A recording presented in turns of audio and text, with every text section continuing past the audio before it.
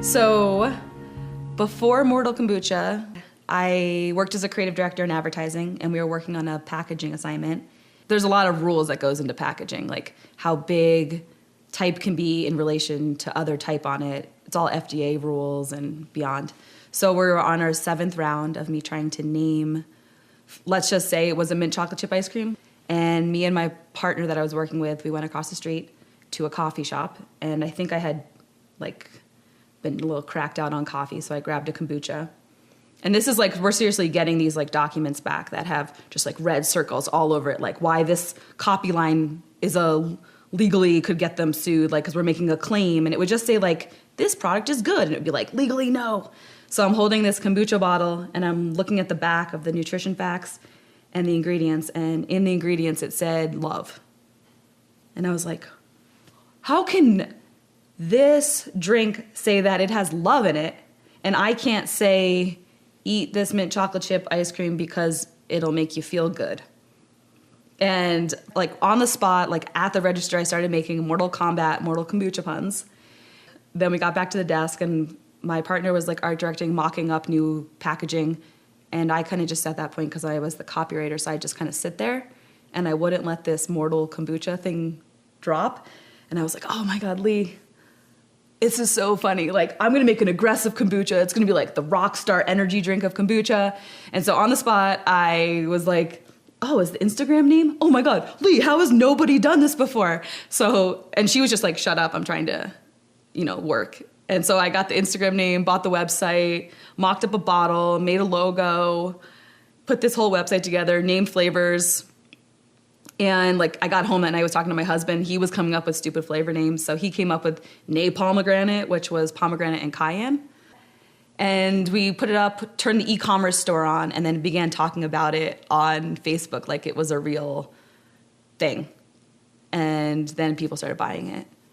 But I didn't know how to make kombucha. So, yeah. And so then we figured it out.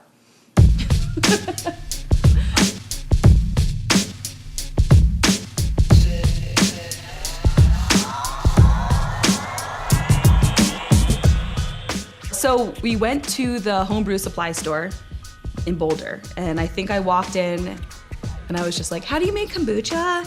And they were like, why? And I was like, oh, because I have a company, but I really just had a website that happened to have an e-commerce store, because that's easy to do, Squarespace. And they loaded us up with a glass jar, some instructions, told us a book to get at Barnes & Noble. So we did all that, went home, we made our first SCOBY, out of actually a high country original flavor kombucha. And I told the online orders that they'd have their kombucha in 2 weeks. And it actually, most of our problems were exploding bottles, because we didn't know how to carbonate it right. But it tasted pretty good from the start, which was shocking because I'm not a big cooker, so.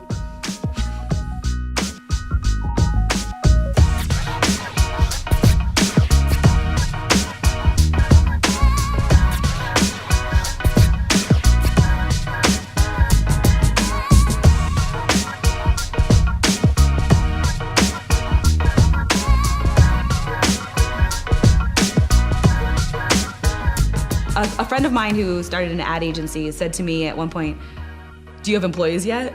And I was like, no. He's like, that's when you're gonna really, that's when you know you have a business, because all of a sudden it's not about you paying your bills, it's about you making sure other people can. And so I'm finally at the point where I totally feel that. But now I'm actually requiring anyone that works with me, in the kitchen and stuff, and that's just doing production, I make them work some events. Because there's this awesome feedback that is actually serving your product to somebody and having them respond positively makes, when you're blasting your face with blue liquid, or you're mopping for the 19th time, or you're sweeping up glass, it makes it all worth it, because you really see, oh, people are actually liking this. And yeah, so I've made it kind of mandatory that if they're gonna work production, we have to work it out at a farmer's market or an event or something.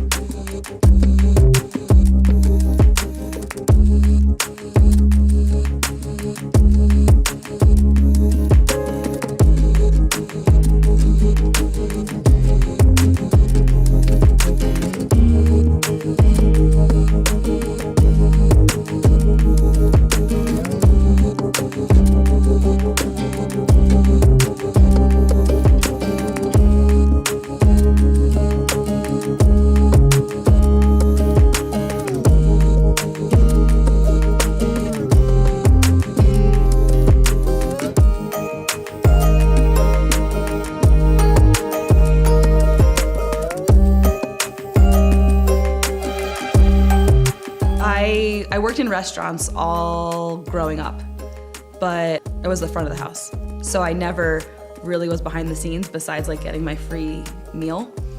So actually working in a commercial kitchen or like trying to make a food product and being someone who prides themselves on being a great multitasker, that was part of the fun of Mortal Kombucha. Has been usually when you're working on a brand, you're trying to make something great and cool or culturally relevant or whatever, using somebody else's guidelines for what they're trying to say. And it's been cool to tinker and create something that's exactly my tone of voice and exactly what I want to say. It's nice to write all the little copy on the packaging and not have anyone say it can't be that long or whatever, because it's me and I get to write it. So it's been fun to create something from start to finish. The bottles are like, to me, they're like little mini billboards, and that's all you have to like sell. Because advertising, often you're just creating like not tangible products. You're coming up with ideas that would be cool, and then you kind of push them and somebody else controls the rest of it. But this is fun because I get to be like, I had this idea and I made it, and now you can buy it and you can drink it. And it's kind of like owning the whole process.